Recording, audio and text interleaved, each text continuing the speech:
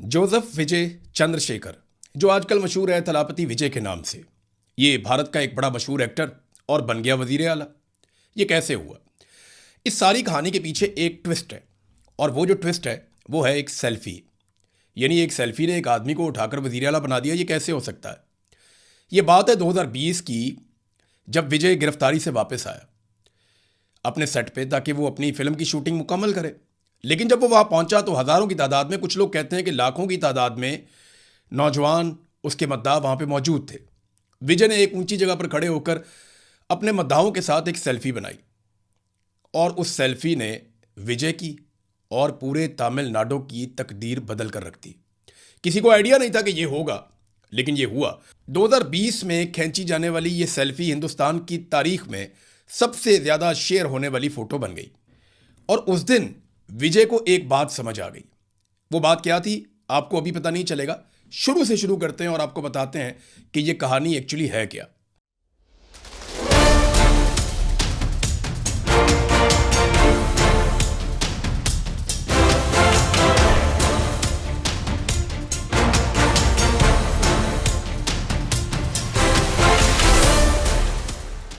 बिस्मिल्लाहिर्रहमानिर्रहीम। अस्सलाम वालेकुम नादरीन, आप यूट्यूब चैनल देख रहे हैं।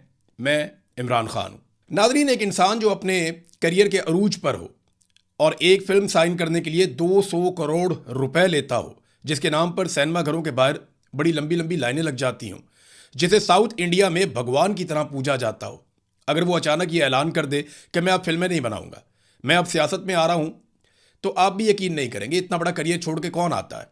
लेकिन ये कोई फिल्मी कहानी नहीं है, ये हकीकत है। तमिलनाडु के सबसे बड़े सुपरस्टार्स में से एक जोसेफ विजय चंद्रशेखर, जिन्हें दुनिया अब थलापति विजय के नाम से जानती है, ये सियासत में आ गया और कामयाब भी हो गया। हिंदुस्तान की सियासत में अदाकार पहली मर्तबा नहीं आए, पहले भी आते रहे। हेमा मालिनी को हमने देखा, एक उर्मिला एक एक्टर थी उनको देखा, सनी देओल को हमने देखा, शत्रुघ्न सिन्हा जो है वो भी सियासत में आए, क्रिकेटर्स भी आते रहते हैं, वो भी सियासत में हिस्सा लेते हैं, एक्टर्स भी आते हैं। ये कोई नई बात नहीं है। यानी जो तमिल फिल्में हैं वहाँ से भी बहुत सारे अदाकार पहले भी सियासत में आते रहे हैं, जिनमें रजनीकांत भी हैं, कमल हसन भी हैं और ललिता भी हैं, बहुत सारे और लोग हैं। लेकिन थलापति विजय का मामला जो है वो बिल्कुल मुख्तलिफ है। रजनीकांत ने कई सालों तक सियासत में आने का ख्वाब देखा, लेकिन फिर पीछे हट गया, और विजय ने सीधा मैदान में उतरकर सिस्टम को ललकार दिया। और आज की इस तफसीली रिपोर्ट में हम ये जानेंगे कि आखिर थलापति विजय ने फिल्में छोड़कर सियासत का मुश्किल रास्ता क्यों अपनाया।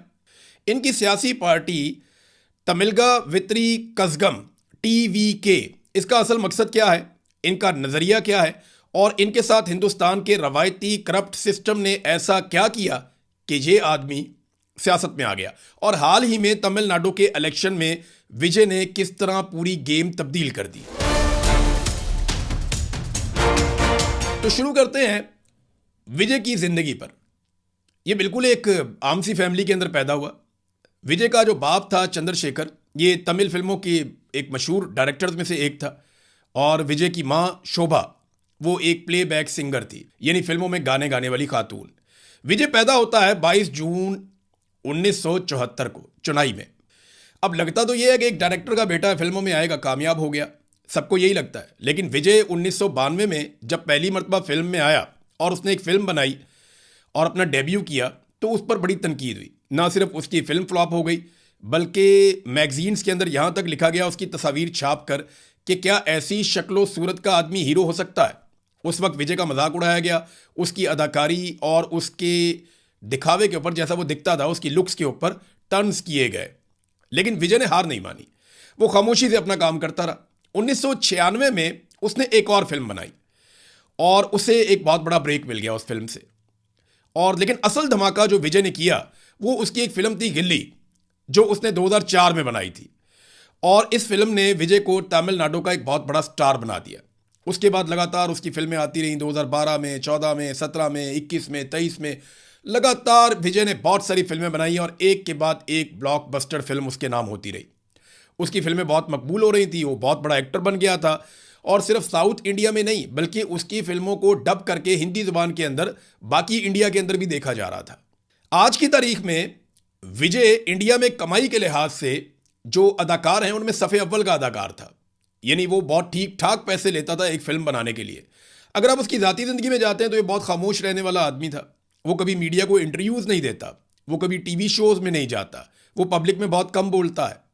वो सिर्फ अपनी फिल्मों की लॉन्च के वक्त कभी मीडिया से बातचीत करता था या मद्दाहों से बातचीत करता था। और उसकी तकरीर का जो आगाज़ है वो हमेशा एक जुमले से होता है। जुमला तो वो तमिल ज़बान का है, उसका तर्जुमा मैं आपको बता देता हूँ कि मेरे दिल में बसने वाले मेरे प्यारे फैंस, वो इस जुमले से हमेशा अपनी बातचीत का आगाज़ करता था। विजय का नज़रिया हमेशा से ये नज़रियाती तौर पे एक फलाई आदमी था। वो सियासत में आने से पहले उसने एक फलाई इदारा भी बनाया हुआ था जिसका नाम था VMK, यानी विजय मक्कल अयाकम। ये अब तमिल ज़बान का एक लफ्ज़ है, तो VMK के नाम से उसने अपना एक इदारा बनाया हुआ था और तमिलनाडु के हर ज़िले के अंदर गरीबों की वो मदद करता था। रात के वक्त पढ़ने वाले बच्चों के लिए उसने नाइट स्टडी सेंटर्स खोले हुए थे और ब्लड डोनेशंस के कैंप वो लगाता था। कुदरती आफात आ जाती थी तो तमिलनाडु की गवर्नमेंट से पहले विजय के लोग पहुंचते थे और इसके अपने जो वर्कर्स हैं, इसके अपने जो साथी हैं, वो सबसे पहले मदद करने के लिए जाते थे। नज़रियाती तौर पे एक सेकुलर आदमी है और समाजी इंसाफ पर यकीन रखने वाला आदमी है। अब इसका मानना है कि तालीम सबके लिए मुफ्त और एक जैसी होनी चाहिए और मुआशरे में मज़हब और ज़ात पात की बुनियाद पर कोई तफरीक नहीं होनी चाहिए। फलाई कामों में इसका एक ही नारा था और वो नारा ये था, पैर पोकम एला और एकम, यानी पैदाइशी तौर पर तमाम इंसान एक बराबर हैं। अब विजय सियासत में क्यों आया, ये सवाल आपके दिमाग में आ रहा होगा। तो इसका जवाब जो है वो हुकूमत के पास है, क्योंकि तमिलनाडु की हुकूमत ने और बीजेपी की हुकूमत ने विजय के साथ कुछ ऐसा किया कि उसको सियासत में आना पड़ गया। विजय की मकबूलियत बढ़ती चली जा रही थी और सबकी इसके ऊपर नज़र थी और सब चाहते हैं कि जो मकबूल आदमी है वो हमें सपोर्ट करे, और सिस्टम अपने लिए ऐसे आदमी को खतरा भी समझता है। हिंदुस्तान के करप्ट पॉलिटिकल सिस्टम ने विजय को गिराने की कुछ कोशिशें की और उसकी वजह बनी उसकी 2 फिल्में। विजय ने एक फिल्म की 2017 में, फिल्म का नाम था मिर्सल। इस फिल्म में विजय का एक डायलॉग था और उस डायलॉग ने इंडिया की सियासत में आग लगा दी। इस डायलॉग में विजय ने हुकूमत के ऊपर तनकीद की थी और टैक्स को लेकर तनकीद की थी। इसका ये डायलॉग बहुत ज़्यादा वायरल हो गया, पूरे इंडिया में लोग इसको दोहराने लगे और हर जगह पे इसकी डिस्कशन भी हो रही थी। विजय ने जो डिजिटल इंडिया का एक पूरा कॉन्सेप्ट है उसके ऊपर तनकीद करते हुए ये कहा था इस फिल्म में कि हम 28% GST देते हैं, यानी हम जो टैक्स देते हैं जनरल सेल्स टैक्स वो 28% है, लेकिन हमारे अस्पतालों में ऑक्सीजन नहीं है, जबकि सिंगापुर के लोग 7% टैक्स देते हैं और वहां पे लोगों को मुफ्त इलाज मिलता है। ये बात पूरे इंडिया के अंदर डिस्कस हुई और ये डायलॉग मरकजी हुकूमत बीजेपी को चुभ गया। बीजेपी के लीडर्स विजय के पीछे पड़ गए, इसके ऊपर जाती हमले किए गए और फिर इसको उसके पूरे नाम से बुलाना शुरू कर दिया कि ये तो एक ईसाई है, ताकि लोग इससे मुतनफ़र हो जाएं। इसके फैंस इसको इसलिए छोड़ दें कि ये एक ईसाई आदमी है। और आपको पता है बीजेपी हमेशा से मज़हब का कार्ड इस्तेमाल करती है, तो उन्होंने इसके खिलाफ मज़हब का कार्ड इस्तेमाल किया, लेकिन तमिलनाडु की आवाम विजय के साथ खड़ी हो गई और फिल्म जो थी वो मेगा ब्लॉकबस्टर फिल्म गई, वो बहुत मशहूर हो गई। इस कंट्रोवर्सी के बाद 2018 में विजय ने एक और फिल्म बनाई। फिल्म का नाम था सरकार। सरकार नाम से इंडिया में और फिल्में भी बनी, लेकिन विजय की फिल्म में एक ऐसा सीन था जिसने पूरे तमिलनाडु की सियासत की जड़ों को हिलाकर रख दिया। हुआ ये कि 2018 में जो एक फिल्म बनाई सरकार, ये फिल्म कोई एक्शन थ्रिलर टाइप की फिल्म नहीं थी। ये एक्चुअली विजय का एक सियासी मंशूर था। यानी अगर आप देखें तो विजय का जो कॉन्सेप्ट है वो आपको इस फिल्म में नजर आता है। ये एक ऐसे बिजनेसमैन के गिर्द घूमती है पूरी फिल्म, जो बैरून मुल्क से इंडिया अपना वोट डालने के लिए आता है, लेकिन उसको पता चलता है कि उसका वोट तो कोई और डाल गया। यहां से वो हिंदुस्तानी आइन के सेक्शन 49P के तहत अपना वोट वापस मांगता है और पूरे करप्ट इलेक्शन सिस्टम के खिलाफ एक तहरीक खड़ी कर देता है। अब इस फिल्म में ना सिर्फ ये एक बहुत बड़ा प्रॉब्लम था कि वोट कोई और डालकर चला गया, बल्कि एक प्रॉब्लम और भी था। वो ये था कि इसमें एक सीन था जिसमें तमिलनाडु की जो हुक्मरान पार्टी है AIADMK, ये पार्टी का नाम है, उसके तन बदन में आग लग गई और उनको परेशानी पैदा हो गई कि ये इसने क्या किया। अब इस फिल्म में हुआ ये कि हिंदुस्तानी सियासत खासतौर पे तमिलनाडु में एक बहुत पुरानी बीमारी है। इस बीमारी का नाम है फ्री बीज कल्चर। ये फ्री बीज कल्चर क्या है जी? ये फ्री बीज कल्चर है मुफ्तखोरी का एक निज़ाम। इसमें होता यह है कि हुक्मरान लोगों को चीज़ें बांटते हैं। जैसे पाकिस्तान में सिलाई मशीनें बांटते हैं, लैपटॉप बांटते हैं, लोगों को कुछ ना कुछ थोड़ा बहुत, कोई कार्ड दे दिया, ये दे दिया, वो दे दिया, तो छोटी छोटी चीज़ें बांट के लोगों को राज़ी करने की कोशिश करते हैं। तो इंडिया में ख़ास तौर पे तमिलनाडु में ये बहुत ज़्यादा होता था। वहाँ पे सियासतदान गरीब आवाम को वोट के बदले में मुफ्त दे देते थे, mixer, juicer, grinder, TV set, laptop, इस तरह की चीज़ें बांटते थे। फिल्म सरकार के एक सीन में विजय ने अवाम को एहसास दिलाया कि हुकूमतें उन्हें ये चंद हज़ार की मुफ्त चीज़ें देकर उनका लाखों का हक मार देती हैं। और इसके बाद फिल्म में दिखाया जाता है कि अवाम गुस्से में आकर हुकूमत के दिए हुए तमाम मिक्सर, ग्राइंडर, लैपटॉप, टीवी, वो बाकी सारी चीज़ें लाकर एक चौक में रख के आग लगा देते हैं। यही वो सीन था जिसने हुक्मरान पार्टी की नींदें उड़ा दी। क्योंकि ये जो कल्चर था ना, फ्री बीज कल्चर, ये जो तमिलनाडु की हुक्मरान जमात थी AIADMK, उनकी एक लीडर जयललिता ने उरूज पे पहुंचाया था। और उसके बाद जो कुछ हुआ वो किसी फिल्मी ड्रामे से कम नहीं था। पार्टी के वुज़रा ने खुलेआम विजय पर और फिल्म के डायरेक्टर पर बगावत का मुकदमा चलाने की धमकियां दी। पार्टी के गुंडे सड़कों पे निकल आए, सिनेमा घरों पे हमले किए गए और जिन स्क्रीन पे फिल्में चल रही थी उन्हें ज़बरदस्ती बंद करवा दिया गया। सिनेमा के बाहर जो थलापति विजय के 100 फुट लंबे बहुत सारे बैनर लगे हुए थे उनको फाड़ दिया गया और उनको जला दिया गया। रात के वक्त पुलिस की भारी नफरी डायरेक्टर को गिरफ्तार करने उसके घर पहुंच गई। विजय और उनकी पूरी टीम पर शदीद दबाव डाला गया। उन्हें डराया और धमकाया गया कि वो आइंदा कभी सिस्टम के खिलाफ बोलने की जुर्रत ना करें। मजबूरन सिनेमा घरों को बचाने के लिए और फिल्म चलती रहे, इसलिए वो आग लगाने वाला जो सीन है वो उस फिल्म में से एडिट कर दिया गया, काट दिया गया। अब आ जाए वो सेल्फी वाला वाकया जो 2020 में हुआ। हुकूमत का दिल तो भर नहीं रहा था और उनको आइडिया था कि विजय कितना डैमेज कर चुका है अपने पैगामात के जरिए से। इनकलाबी किस्म का आदमी था और वो फिल्मों में ऐसे टॉपिक्स को डिस्कस करता था। सिस्टम का सबसे बड़ा जो वार था वो 2020 में हुआ। विजय अपनी फिल्म मास्टर की शूटिंग कर रहा था कि उस वक्त इनकम टैक्स के अफसरान ने उसको शूटिंग के बीच में से उठा लिया और मुसलसल 30 घंटे तक उसके घर की तलाशी ली, उसको अपनी हिरासत में रखा। लेकिन हुकूमत को उनके घर से कुछ भी नहीं मिला, कोई गैर कानूनी पैसा भी नहीं मिला। जब विजय अपनी शूटिंग के लिए अपने सेट पर वापस आया तो वहाँ पे लाखों की तादाद में उनके फैंस और उनके सपोर्टर्स खड़े थे। तब विजय ने बस ऊपर चढ़ के बस के ऊपर खड़े होकर एक सेल्फी ली थी अपने मद्दाहों के साथ। ये सेल्फी हिंदुस्तान की तारीख में 20 साल में सबसे ज़्यादा रीट्वीट होने वाली तस्वीर बन गई। इन तमाम वाक़यात ने विजय को एक बात समझा दी जो मैंने आपको इस वीलॉग के शुरू में कही थी कि आप सिस्टम से बाहर रहकर सिस्टम पे तनकीद कर सकते हैं, लेकिन अगर आपने सिस्टम को ठीक करना है तो आपको सिस्टम में उतरना पड़ेगा। अगर आप बाहर ही रहेंगे तो सिस्टम आपको कुचल कर रख देगा। अगर सिस्टम को साफ करना है तो इस कीचड़ के अंदर आना पड़ेगा। और यही इनकी सियासत में आने का सबसे बड़ा मुहर्रिक या मोटिव वो बन गया। आखिरकार वो दिन आ गया जिसका करोड़ों मदाहों को इंतजार था। 2 फरवरी 2024 को थलापति विजय ने बाकायदा अपनी सियासी पार्टी का ऐलान कर दिया। उनकी पार्टी का नाम है तमिलगा वेत्री कज़गम, यानी इसको बुलाया जाता है TVK के नाम से। और इस पार्टी के नाम का मतलब है तमिलनाडु की जीत की पार्टी। विजय ने ऐलान किया कि उनकी पार्टी 2024 का जो इलेक्शन आ रहा है वो नहीं लड़ेगी और ना ही किसी को सपोर्ट करेगी, बल्कि इनका असल जो हदफ है वो 2026 में तमिलनाडु के जो रियासती इंतखाबात होने जा रहे हैं वो उसको अपना निशाना बनाएंगे। विजय ने इंतहाई दलेराना फैसला किया और अनाउंस कर दिया कि अपनी पहले से साइन की हुई 2 फिल्में मुकम्मल करने के बाद वो फिल्म इंडस्ट्री को हमेशा के लिए छोड़ देंगे और ख़ुद को मुकम्मल तौर पे आवाम के लिए वक्फ कर देंगे। ये एक ऐसा फैसला है जो हिंदुस्तान की तारीख में शायद ही किसी सुपरस्टार ने अपने पूरे करियर में किया हो। विजय ने अपनी पार्टी लॉन्च की, अपनी पार्टी का झंडा लॉन्च किया। पार्टी के अंदर 2 हाथी बने हुए हैं जो ताकत की और जद्दोजहद की अलामत हैं, और बीच में एक फूल बना हुआ है। जब बादशाह जीत कर आते थे तो वो फूल पहनते थे।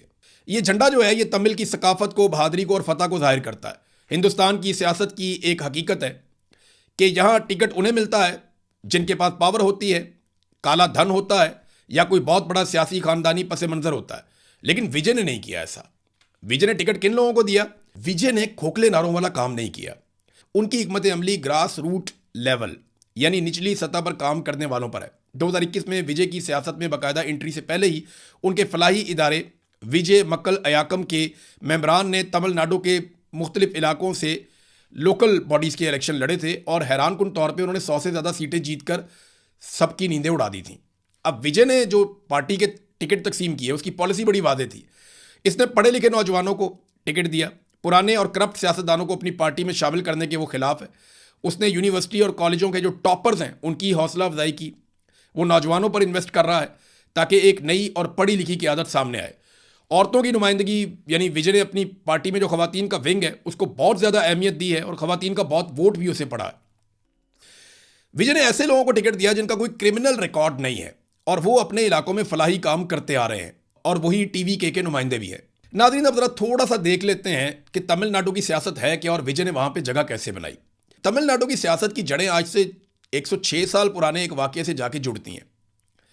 1920 की दहाई में एक बहुत ही अजीम समाजी कारकुन थे, उनका नाम था ईवीआर पेरियार।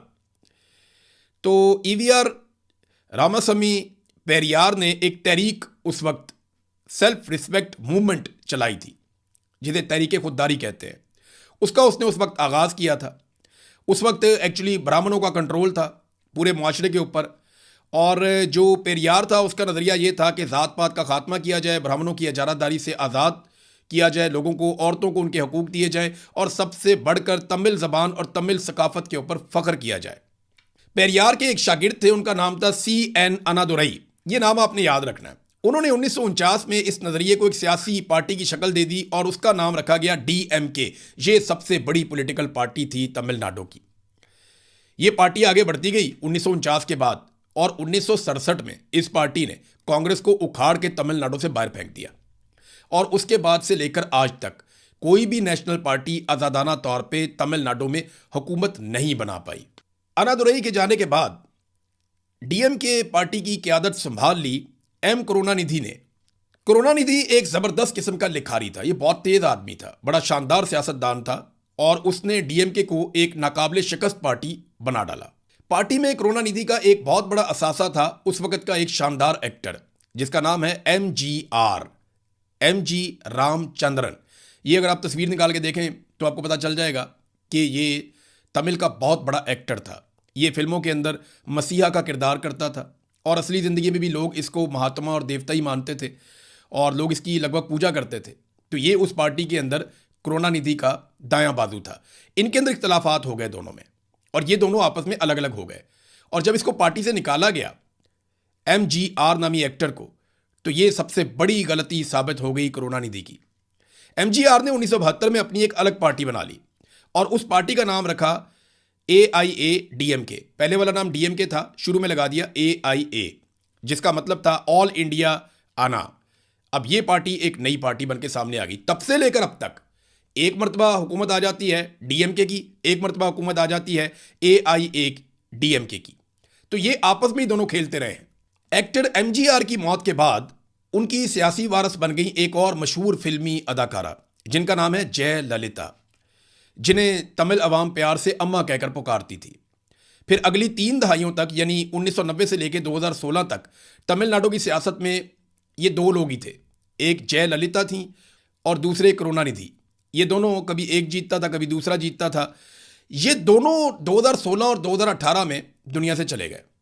दिसंबर 2016 में जयललिता का इंतकाल हो गया और अगस्त 2018 में करुणानिधि भी दुनिया से चले गए। इनके जाने के बाद तमिलनाडु की सियासत में एक बहुत बड़ी खलीज पैदा हो गई। जो जयललिता की पार्टी थी वो टूट फूट का शिकार हो गई, जबकि करुणानिधि की पार्टी जो है वो उनके बेटे ने संभाल ली। इस इलेक्शन से पहले तक करुणानिधि के बेटे MK स्टालिन तमिलनाडु के वजीर आला थे। MK स्टालिन काफ़ी सुलझा हुआ आदमी है, लेकिन उसमें वो कशिश नहीं है या उसके अंदर वो जनून नहीं है जो विजय में था। और ये अपने वालिद की तरह एनर्जेटिक भी नहीं है, ना ही इसमें जयललिता वाली बात है। अब मामला ये है कि DMK पार्टी का वजीर आला तो है, लेकिन निस्बतन कमज़ोर, जबकि जयललिता की मौत के बाद उनकी पार्टी जो है वो टुकड़ों में तकसीम हो गई। बीजेपी को, क्योंकि उनकी सियासत मजहब पे है, उसकी जगह तमिलनाडु में बन नहीं रही, तो यहाँ पे एक बहुत बड़ा वैक्यूम पैदा हो गया। ये वो परफेक्ट टाइमिंग है, यही वो खला है जिस पर थलापति विजय ने वार किया। 50 सालों में पहली बार तमिलनाडु का दरावड़ी किला इतना कमज़ोर हुआ और अवाम एक नए साफ सुथरे और करिश्माती लीडर की तलाश में थी, और तमिल अवाम के लिए इस वक्त थलापति विजय से बड़ा कोई करिश्मा नहीं था। विजय ने इसी दरावड़ी नज़रिए, यानी समाजी इंसाफ, मसावात, तमिल ज़बान की हिफाजत को अपनाया, लेकिन उसे ख़ानदानी सियासत और करप्शन से पाक करके एक नए दौर की बुनियाद रखने का उसने ऐलान कर दिया। अब 2026 के इंतखाबात होते हैं। तमिलनाडु के असेंबली के। 23 अप्रैल 2026 को तमिलनाडु की 234 नशिस्तों पर वोटिंग होती है। विजय ने किसी भी बड़ी पार्टी के साथ इत्तेहाद करने की बजाय अकेले इलेक्शन लड़ने का फैसला किया। टीवी के जो विजय की पार्टी है उसने 234 में से 108 नशिस्तें जीतकर पूरे भारत को हैरान करके रख दिया। मजमूई तौर पे 35.1% वोट इस पार्टी ने लिए, जबकि डीएमके ने 24.2% वोट लिए और एआईएडीएमके ने 21.1% से थोड़े से ज्यादा वोट लिए। इस इलेक्शन में विजय ने नौजवानों के हाथों बड़े बड़े बुर्ज गिरा दिए। खुद विजय का अपना इलेक्शन और बहुत सारे ताकतवर सियासतदानों के इलेक्शन, लोग हैरान रह गए कि बड़े बड़े बुर्ज इस सियासत के अंदर उड़ गए, तबाह हो गए। विजय ने अपनी पूरी इलेक्शन मुहिम कैसे चलाई, यह भी बहुत इंपॉर्टेंट है। उसने डिजिटल मीडिया के ऊपर अपनी मुहिम चलाई। व्हाट्सएप के जरिए से, यूट्यूब के जरिए से, ट्विटर के जरिए से उसने अपनी इंतखाबी मुहिम चलाई। खामोशी से वो अपना काम करता रहा। उसने रवायती मीडिया को इंटरव्यू देने की बजाय बराह रास्त अवाम से मुलाकातें की, अवामी जलसे और जुलूस किए, अवाम के साथ जुड़ा रहा। विजय जहां भी जाता था सेल्फी बनाता था। बात वापस सेल्फी पे आ गई। विजय ने 2020 में एक सेल्फी बनाई थी, फिर वो अपने हर जलसे में अवाम के साथ एक सेल्फी बनाता था और उस वक्त जलसे का माहौल देखने वाला होता था। विक्रावांदी में होने वाला जो पहला जलसा था जो विजय ने किया, वहां पे लाखों लोग आ गए थे। उस एक जलसे ने साबित कर दिया था कि हवाओं का रुख बदल चुका है। 70% नौजवान इलेक्शन लड़ रहे थे जिनकी उम्र 40 साल से कम थी। बड़ी तादाद में डॉक्टर्स, इंजीनियर्स और सामाजिक कारकुनों को टिकट दिए गए थे। खवातीन की नुमाइंदगी पर खास तवज्जो दी गई थी। तो थलापती विजय की यह कामयाबी महज एक इत्तफाक नहीं है, बल्कि वो बड़ी प्लानिंग के साथ लड़ा है। उसने एक एक कमजोरी का फायदा उठाया है और उसने देखा उसके लोगों को क्या चाहिए और उसने नीयत के साथ काम किया है। और विजय ने उस गुस्से का फायदा उठाया जो अवाम के दिलों में पुराने सियासी निजाम के खिलाफ था। विजय ने साबित किया कि अगर नीयत साफ हो और जज्बा सच्चा हो तो आप अकेले भी पूरे निजाम का रुख मोड़ सकते हैं। तो नादरीन, ये थी विजय की बड़ी इंटरेस्टिंग कहानी। क्या पाकिस्तान में ऐसा हो सकता है? इमरान खान ने एक नई पार्टी बनाई थी, उससे लोगों को बहुत सारी उम्मीदें थी। क्या वो उम्मीदें पूरी हुई या वो उम्मीदें पूरी होंगी? मैं जानता हूं पाकिस्तानी बड़ी शानदार कौम है। पाकिस्तानी भी तंग है, परेशान है रवायती सियासतदानों से, दकियानूसी सिस्टम से, निज़ाम के जुल्म से, जबर से, फसाइयत से, एस्टेब्लिशमेंट के हथकंडों से। एक दिन आएगा कि पाकिस्तानी भी जान छोड़ाएंगे। अब तक के लिए इतने। अपना ख्याल रखिएगा, अपने चैनल का भी। अल्लाह हाफ़िज़।